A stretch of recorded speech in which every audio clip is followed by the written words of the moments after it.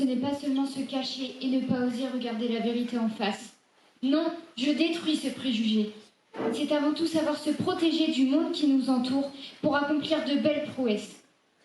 En effet, ô combien ici aurait préféré que le calendrier n'existe pas, pour nous dire qu'il ne reste plus que 8 semaines, soit 40 jours, et plus précisément 960 heures avant le début du bac de français.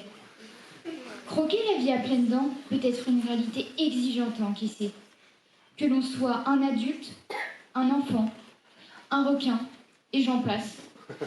C'est une pression qui est systématiquement présente au sein de notre société. Auriez-vous besoin de retrouver la maîtrise de votre univers émotionnel? C'est possible. Je ne rejoins pas pour autant les terribles propos « soyez positifs ». À mon sens, il ne s'agit pas d'être affirmatif, mais plutôt de savoir comment renforcer notre capacité à l'être. Nous ne pouvons pas toujours agir sur ce qui nous entoure, mais nous pouvons agir sur la façon dont on va le vivre. Prenons l'exemple de Candice, une jeune femme qui, en traversant plusieurs étapes dans sa vie, affronte toutes les difficultés pour adopter un état d'esprit positif, de façon à regarder la vérité en face et ne plus ignorer les problèmes. Est-ce de l'entêtement de toujours vouloir bien faire pour améliorer son quotidien et celui des autres? Pour elle, courir un marathon serait une expérience extrêmement forte. Je pense qu'elle discernerait en elle une confiance qui augmenterait de jour en jour pour découvrir une surmotivation dans cette nouvelle ambition. La malchance s'ensuit, une voiture la renverse. Un parcours douloureux s'engage. Le coma, les soins intensifs, les opérations, le stress et l'effondrement devant ce repos des membres inférieurs, l'empêchant dorénavant d'être active. C'est fou comme un changement dans une vie peut avoir un impact énorme. Ce fut pour elle un véritable ascenseur émotionnel qui la laissa sans force. Mais comment allait-elle procéder à certains ajustements dans sa vie? Une vague d'angoisse la submergea. Pour les autres, elle était plus assez comme ci, plus assez comme cela.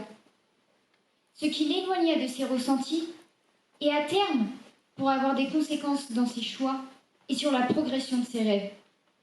Je comprends qu'en cas de tempête de sable, la meilleure des solutions est de ne pas regarder la réalité en face.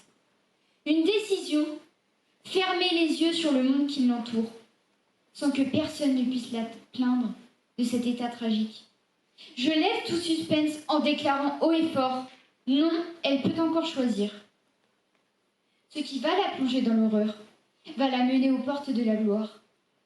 Ne plus se focaliser sur des problèmes et découvrir une toute nouvelle approche avec suffisamment de distance psychologique.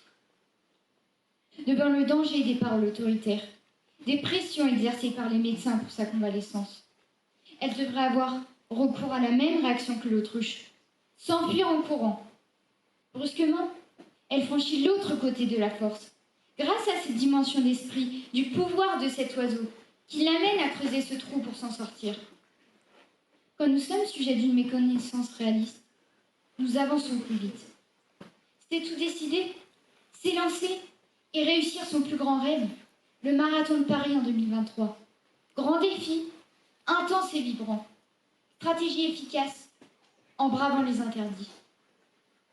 Je suis convaincue que de ne pas regarder la réalité en face n'est pas seulement une marque de faiblesse. Non, bien plus que cela.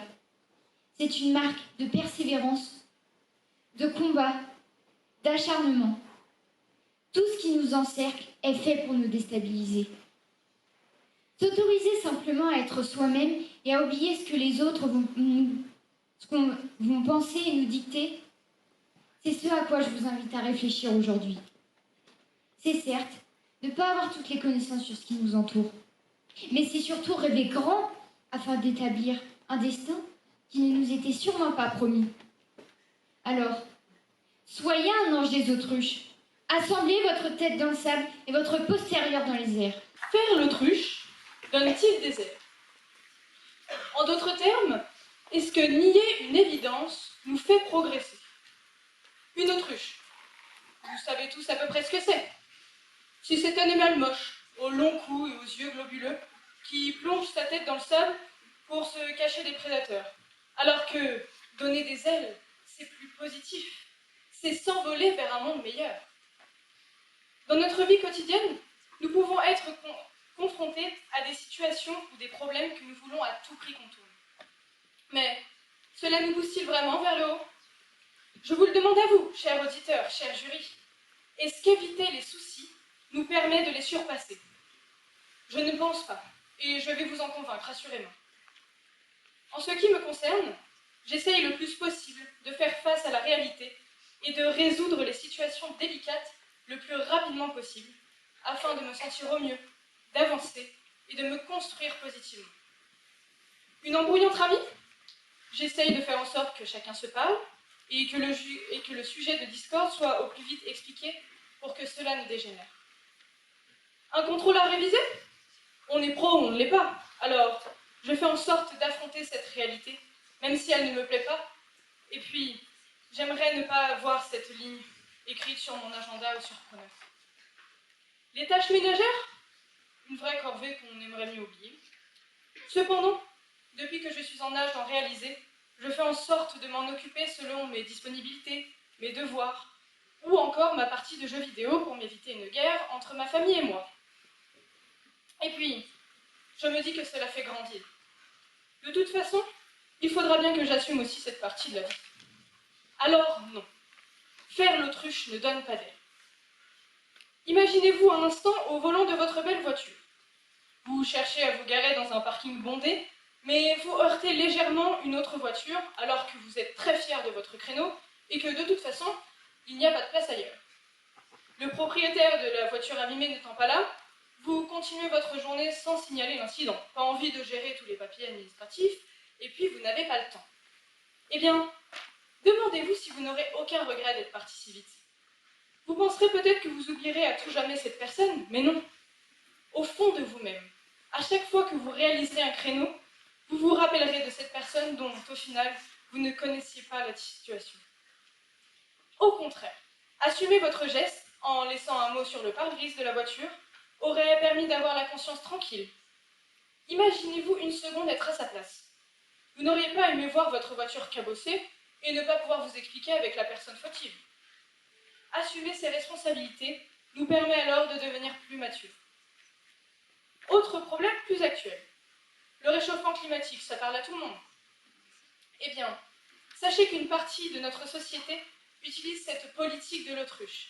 C'est-à-dire qu'elle ne s'occupe pas de ce problème pourtant défendu par de nombreuses actions et associations à travers le monde.